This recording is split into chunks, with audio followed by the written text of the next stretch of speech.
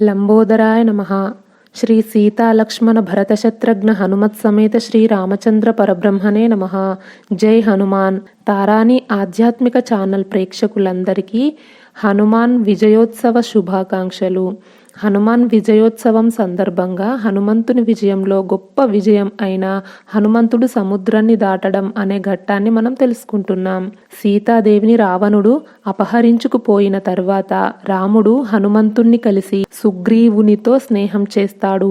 అప్పుడు వాలికి శ్రీరాముడు ముక్తిని ప్రసాదిస్తాడు. ఆ తర్వాత సుగ్రీవుని పట్టాభిషేకం అయిపోయిన తర్వాత సుగ్రీవుడు సీతాన్వేషణ కోసం అన్ని దిక్కులకు వానర సేనాధిపతుల్ని వాళ్ళ సేనలతో పంపించగా అంగదుని సేన ఉత్తర దిక్కుకు వెళ్ళి సీతని వెతుకుతారు. ఆ తర్వాత సీతమ్మ జాడ కనిపించకపోయేసరికి అంగదుడు మిగిలిన వాళ్ళంతా చనిపోదామని అనుకోగా సంపాతి అనే ఒక గరుడ పక్షి సీతను రావణుడు అపహరించుకుపోయాడు.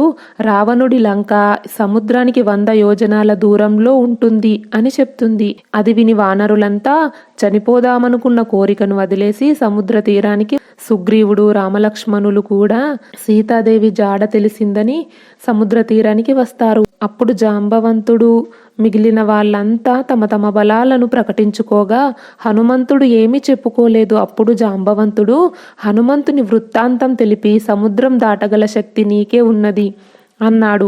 ఓ హనుమా, నీవు కేసరి మరియు అంజనాదేవికి జన్మించిన వాడవు.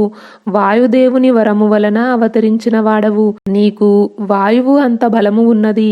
నీవు అంజన అనే గొప్ప స్త్రీకి కుమారుడివి, వాయువు యొక్క కుమారుడివి కాబట్టి నీవు ఈ సముద్రాన్ని లంఘించగలవు అన్నాడు. అది విన్న హనుమ 100 యోజనముల సముద్రాన్ని లంఘించడానికి సిద్ధమయ్యాడు. వానరులంతా ఉత్సాహంగా పెద్దగా అరుస్తూ కేరింతలు కొట్టారు.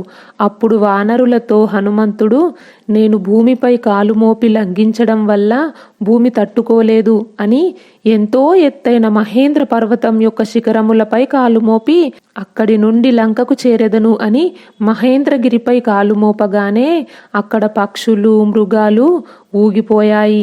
గంధర్వులు విద్యాధరులు పక్షులతో పాటు ఆకాశంపైకి ఎగిరిపోతున్నారు. శిలల ఒత్తిడికి మహాసర్పములు నలిగిపోతున్నాయి. పర్వత శ్రేణులు గిరిశిఖరములు చలించిపోతున్నాయి.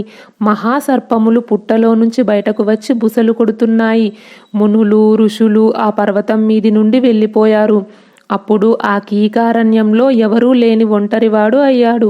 మనోనిగ్రహం కలిగిన హనుమంతుడు ఏకాగ్ర చిత్తుడై లంకకు వెళ్ళడానికి సముద్రాన్ని లంఘించడానికి సిద్ధమయ్యాడు. హనుమంతుడు ఆ మహేంద్రగిరిపై ఒక సింహంలాగా తిరుగుతూ ఉండగా ఆయన వక్షస్థలం తాకిడికి వృక్షాలన్నీ కూలిపోయాయి.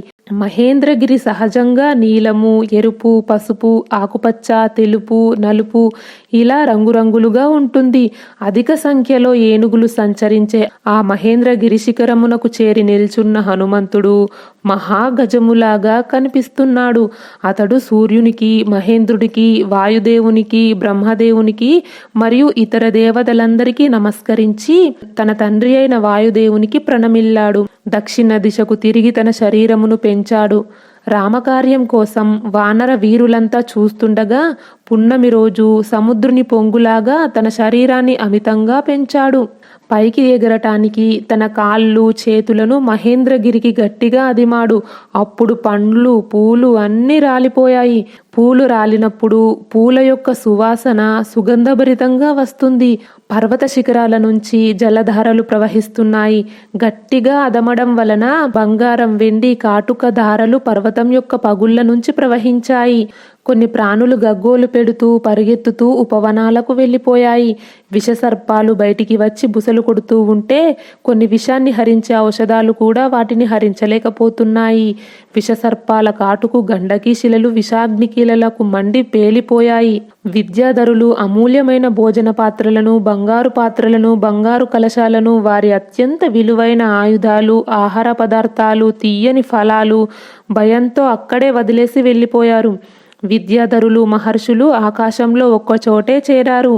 ఋషుల, సిద్ధుల, చారుణుల మాటలు విద్యాధరులు వింటున్నారు. పర్వతాకారుడు వాయుకుమారుడు అయిన ఆంజనేయుడు మొసళ్లకు నిలువైన ఈ సముద్రమును లంఘిస్తున్నాడు.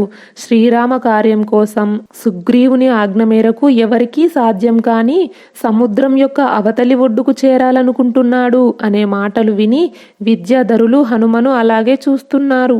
పర్వతం పైన మారుతి ఒక్కసారిగా రోమములను విదిల్చి ప్రళయమేఘం గర్జించినట్లు ఒక మహానాదము చేశాడు. తోకని గరుడు పాము విదిల్చినట్లు విదిల్చాడు. తన పెద్ద ఇనుపతీగల వంటి బాహులను స్తంభింపజేసి ఊపిరి బిగబట్టి పాదములను బాగా కుదించాడు. మారుతి పైకి చూస్తూ ఊపిరి బిగబట్టి పాదములను నేలపై గట్టిగా మోపి చెవులను రిక్కించి పైకి ఎగరడానికి సిద్ధం అయ్యాడు. అంగదునితో మిగతా వానరులతో కపివరుడు ఇలా అంటున్నాడు: వాయువేగంతో రామబాణంలాగా వేగంగా రావణపాలిత లంకకు వెళ్తున్నాను. లంకలో సీతమ్మ కనిపించకపోతే సురలోకానికి వెళ్తాను. అక్కడ కనిపించకపోతే స్వర్గానికైనా వెళ్తాను. అక్కడ కూడా సీతమ్మ కనిపించకపోతే లంకకి వెళ్ళి రావణుణ్ణి బంధించి తీసుకువస్తాను.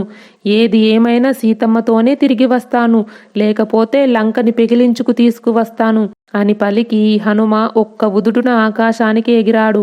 అప్పుడు ఆ కపీశ్వరుడు తనని తాను గరుత్మంతునిలాగా ఊహించుకున్నాడు. ఒక్క ఉదుటున ఎగురగా కొంత దూరం దాకా కొంగలు, పూలు, ఆ పెద్ద పెద్ద మద్ది చెట్లు, ఆ వేగానికి మహావృక్షాలు మహారాజుకి సైన్యంలాగా అతనితోనే వెళ్ళాయి. హనుమంతుడు సముద్రాన్ని దాటేటప్పుడు ఎన్ని అవాంతరాలు ఎదురయ్యాయో వచ్చే వీడియోలో తెలుసుకుందాం. ఈ వీడియో నచ్చితే లైక్ చేయండి, షేర్ చేయండి. తారాని ఆధ్యాత్మిక ఛానల్ని సబ్స్క్రైబ్ చేయండి. బెల్ ఐకాన్ గుర్తుపై క్లిక్ చేయండి. ఇంతవరకు ఈ వీడియో చూసినందుకు మీ అందరికీ ధన్యవాదాలు.